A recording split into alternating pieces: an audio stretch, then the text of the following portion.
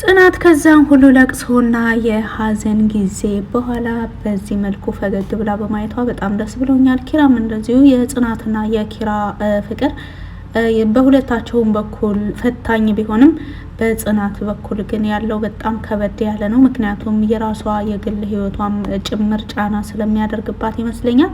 ሰላም ሰላም፣ ውድና የተከበራችሁ የወጋገን ሚዲያ ቤተሰቦች ለቻናሉ አዲስ ከሆናችሁ ሰብስክራይብ በማድረግ እንደዚሁም ቪዲዮውን በላይክ መጀመር አትርሱ። ጽናት ድራማ ቀጣይ ፓርት ይዤላችሁ መጥቻለሁ። እስከ መጨረሻው ድረስ አብራችሁ ለመቆየት ሞክሩ። እንግዲህ ካሳለፍነው ፓርት ላይ የመጨረሻ አካባቢ ጽናትና ምሩ ስለ ሚስጥሩ ሊነጋገሩ ሲሉ ነበረ ያቆመው። እንደሚታወቀው ሚስጥሩን ሳትነግራት በፊት በጣም ብዙ ቃል እንድትገባላት ጠይቃት ነበረ ጽናት። ሚስጥሩን ከነገርኩሽ በኋላ ለማንም እንዳትናገሪም ብላታለች። ነገር ግን ሚስጥሩን ከሰማሁት በኋላ ካየሁት በኋላ አይሻልም በማለትም ምሩ መልስ መልሳላታለች። አይ እንደዛ ከሆነ አይሆንም በማለት ጽናት ላለመናገር ስትወስን ታዘብኩሽ። ይሄ ሁሉ በቃ ይሄ ሁሉ ነገር ይሄ ሁሉ አብሮነታችን ግልጸኝነት ከሌለበት ምን ዋጋ አለው? እኔ ሳለቅስ አንቺ ስታለቅሺ አብረን የሚያስጨንቀንን ነገር አብረን ካልተወያየን የቱ ጋ ነው ጓደኝነታችን? እውነት ይሄን ያክል ለእኔ ድብቅ አትመስለኝም ነበር በማለት ስትጠይቃት መራዊ ጽናትን በመራዊ ንግግር ጽናት መራዊን በጣም ነው የምትወዳት። ምክንያቱም ብዙ ጊዜ በክፉ ቀናቶቿ ከጎኗ ነበረች። ኢቨን ኪራ ሳይቀር በሚቀየርባትና በሚመታት በሚያሰቃያት ጸባዩ በሚቀያየርባት ወቅት መራዊ ከጎኗ ነበረች። በምክር በተለያዩ ነገሮች ከጎኗ ሁና ታበረታታት ነበረ ከፈጣሪ በታች ማለት ነው። እና መራዊ በጽናት ልብ ውስጥ ትልቅ ቦታ አላት። በጣም በጣም ናሆሚም እንደዛው። እንግዲህ ሰሞኑን የጽናት ባህሪ የተቀየረው ደግሞ በምክንያት ነው። ጽናት ብዙ ጊዜ ከራሷ ደስታ ይልቅ የሌሎችን ደስታ የሌሎችን ፍላጎት ታስቀድማለች። ይሄ ደግሞ ከመልካም አስተሳሰቧና እንደዚሁም ከመልካም አስተዳደጓ የወጣ ነው። በጣም ነው ደስ የምትለው።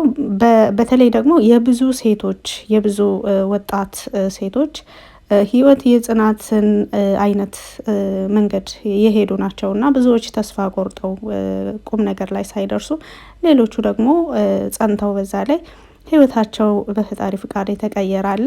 ከጽናት ብዙ ነገር እንማራለን፣ በተለይ ሴቶች። አሁን ቀጥታ ወደ መራዊና ወደ ጽናት ሚስጥር እንሄዳለን። ሚስጥሩን ከነገረቻት በኋላስ ምን ወሰነች የሚለውን ደግሞ አብረን የምናየው ይሆናል። እንግዲህ በብዙ ቃል ከገባች በኋላ ጽናት ሚስጥሩን ለመናገር ተስማምታለች።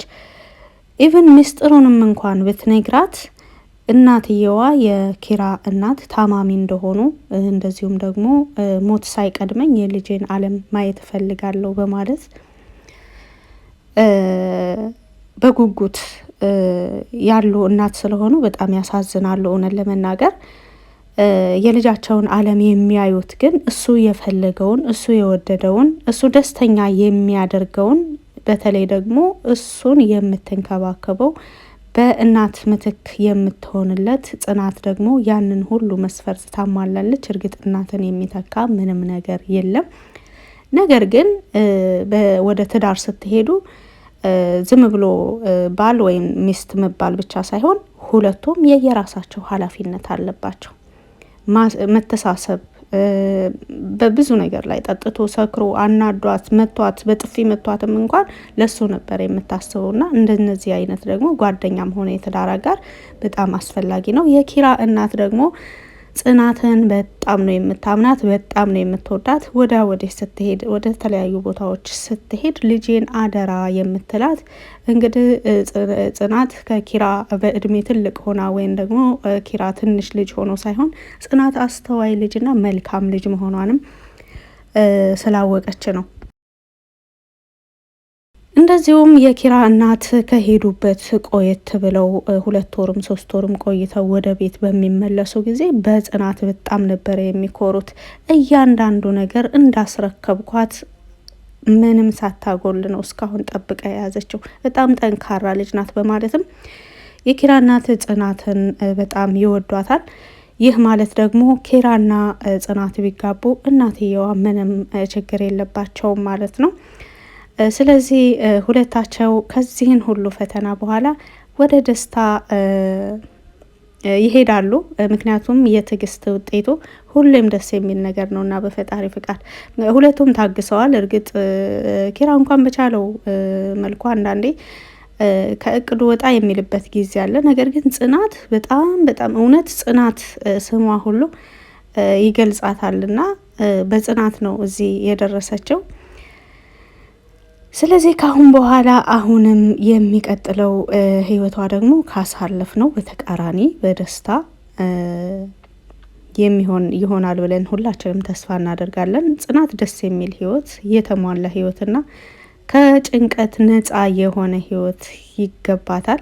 ምክንያቱም ካሳለፈችውና ከታገሰችው ነገር ሁሉ አንጻር ብዙ ኃላፊነት አለባት። አባቷ ብቸኛ ነው፣ እሷም እንደዚሁ ብቸኛ ናት።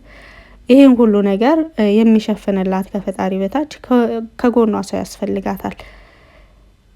ያም ሆኖ አሁን ያለችበት ሁኔታ ግን በጣም ከባድ የሚባል ነበረ። በተለይ ደግሞ አባትየው የኪራ አባት ያዘዟት ትዕዛዝ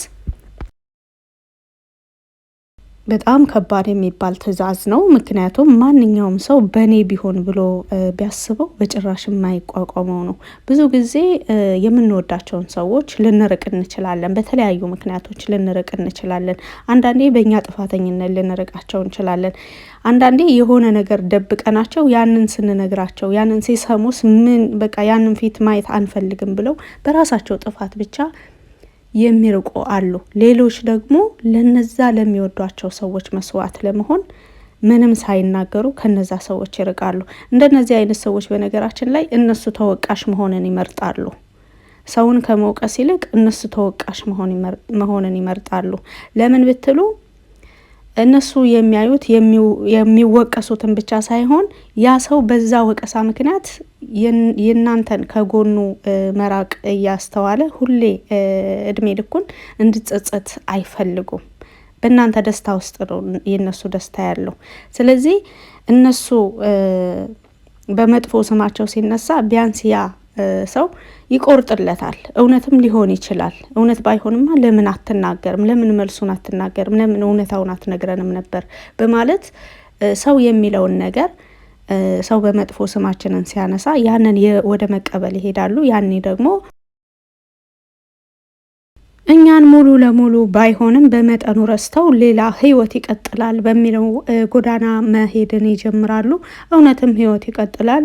አንዱ ሲሄድ አንዱ ይመጣል እንደሚባለው ሁሉ ሳትወዱት ጠጋ ያላችሁት ሰው በቃ ከብቸኝነት ይሻላል ብላችሁ ጠጋ ያላችሁት ሰው የሆነ ጊዜ ቁም ነገረኛና እውነትም ያ ሰው ከጎናችሁ መሆኑ አስፈላጊ መሆኑን ትረዳላችሁ።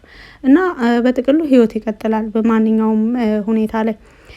ነገር ግን የጽናት እውነት ስሟን ይመጥነዋል፣ ስሟ እና ተግባሯ።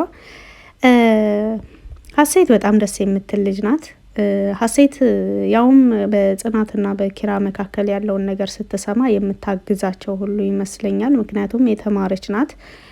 ነገሮችን የምትፈታበት መንገድ በጣም ደስ የሚል ነው። ምሩንም ጽናትንም እንደዚሁም በቻለችው አቅም ኪራንም ከድብርትና ከተለያዩ ነገሮች ለመውጣት ያግዛቸዋል የምትላቸውን አንዳንድ ሀሳቦች እየሰጠቻቸው ነው። እንደምታውቁት ኪራ በጣም ተክዞ በጣም አዝኖ ደረጃው ላይ ቁጭ ብሎ ነበረ። በዛን ወቅት ሀሴት መጣችና እኔ ስደብረኝ ምን እንደማደርግ ታውቃለህ? አንደኛ መጽሐፍ አነባለሁ፣